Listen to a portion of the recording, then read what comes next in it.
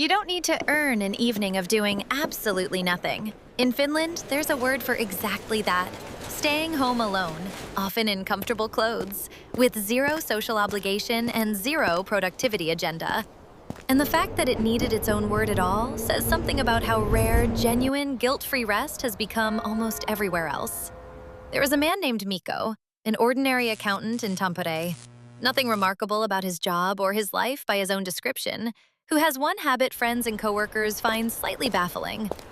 At least one evening a week, he tells no one anything, makes no plans, and simply exists at home without producing, socializing, or optimizing anything at all. He calls it kalsarikänni, and when asked to explain it to people unfamiliar with the word, his simplest answer is this: an evening where the only requirement is that nothing is required. Before we go further, I want to say something clearly, because it will change how you hear everything that follows. If you've ever finished a rare, quiet evening feeling vaguely guilty rather than rested, if downtime tends to arrive wrapped in a faint sense that you should be doing something else, that guilt isn't a personal quirk. It's a widely documented, increasingly named phenomenon, sometimes called downtime guilt. The discomfort of rest itself in a culture that has quietly taught nearly everyone that unproductive time needs to be justified before it can be enjoyed. This is a film about what kalsarikänni actually protects against, why unguilty rest appears to matter more for genuine recovery than the rest itself, and 5 small, genuinely accessible shifts you can bring into your own life without needing a finish word, an empty evening, or Mikko's particular comfort with doing nothing. Let's walk through what's actually happening and how you can borrow pieces of it. The first thing worth understanding is what researchers studying stress recovery call the difference between passive and active rest, and why the distinction matters more than most people realize.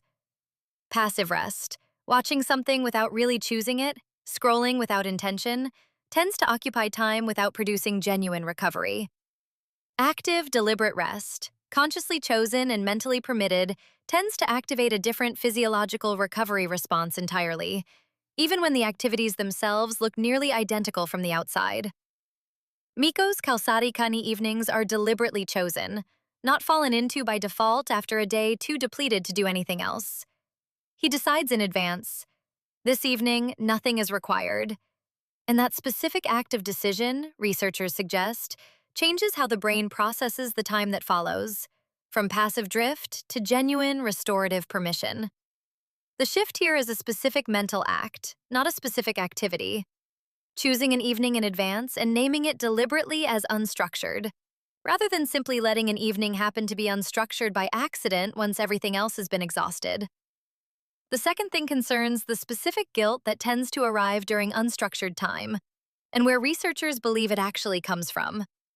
Studies on what's sometimes called the idleness aversion effect have found that many people report feeling measurably worse during genuinely unstructured time than during busy time, even when they explicitly want and need the rest. Largely because busyness has become so closely tied to a sense of personal worth that its absence registers, however briefly, as a kind of failure. Kalsarikänni's cultural permission works specifically against this mechanism. Having a named, socially recognized concept for guilt-free rest provides something individual willpower alone often can't: external permission that doesn't require personally overriding a deeply conditioned belief that rest must be earned. Mikko doesn't have to argue himself into deserving the evening. The culture around him has already settled that question before he ever has to ask it. The shift is borrowing that same external permission structure, even without the word itself, by deciding in advance that a specific block of time is rest, full stop, not contingent on how productive the day already was. The third thing concerns solitude specifically, distinct from loneliness, a distinction research on solitude increasingly treats as genuinely separate experiences, rather than simple opposites of socializing.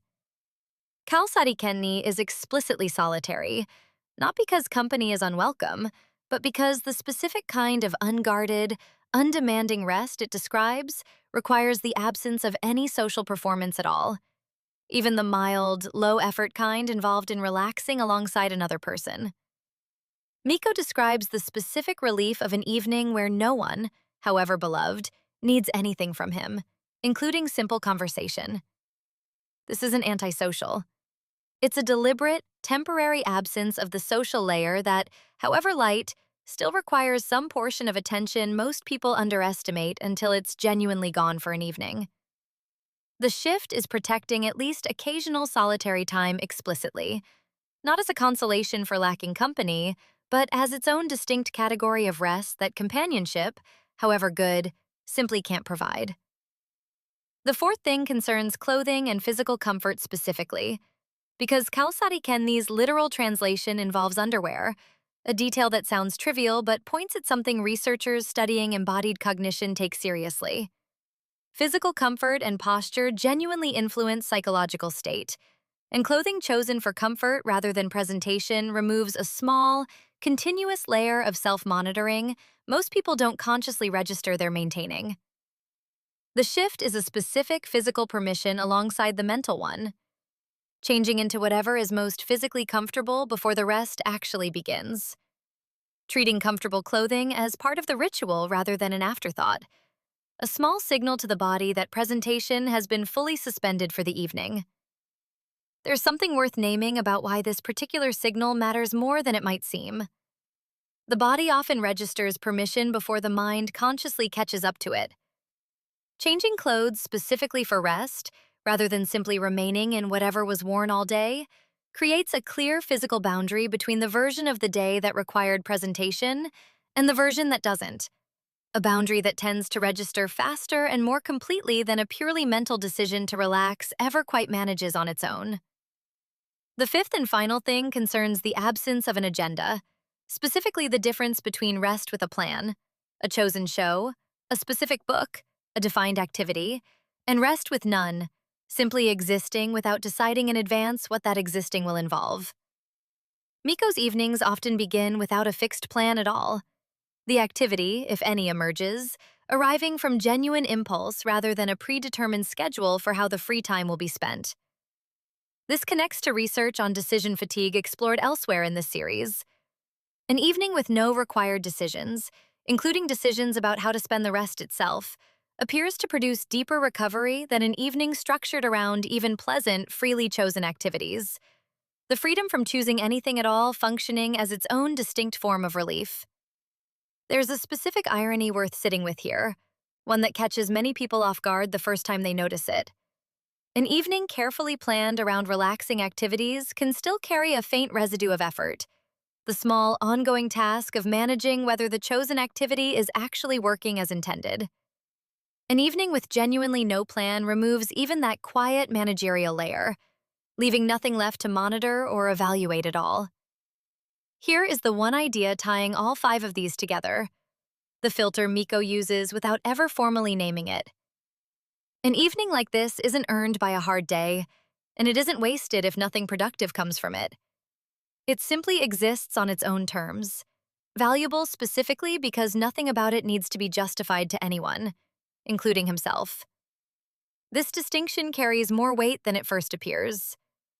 Most attempts to address downtime guilt focus on convincing someone that rest is deserved, still framing rest as something requiring qualification, just a lower bar to clear rather than no bar at all. Kalsarikänni's deeper offer is different. Rest that was never on trial to begin with, never awaiting a verdict about whether it was sufficiently earned. The evening simply happens, the same way breathing simply happens, without requiring a case to be made for it first. Before you go, here's a 2-minute test you can try today. Choose one evening this week in advance and declare it explicitly unstructured. Nothing required, no agenda, ideally spent alone in whatever clothing feels most comfortable. Notice, honestly, whether the guilt that might normally arrive during unstructured time shows up anyway. And if it does, notice that its presence doesn't actually mean anything is being wasted. A genuinely restful life was never built by earning rest through sufficient exhaustion first. It was built the way kalsarikänni suggests, treating unguilty, unstructured time as its own complete, sufficient purpose, no justification required. It's worth adding a final note on what this practice isn't, because it's easy to hear an evening of nothing and picture avoidance dressed up as philosophy.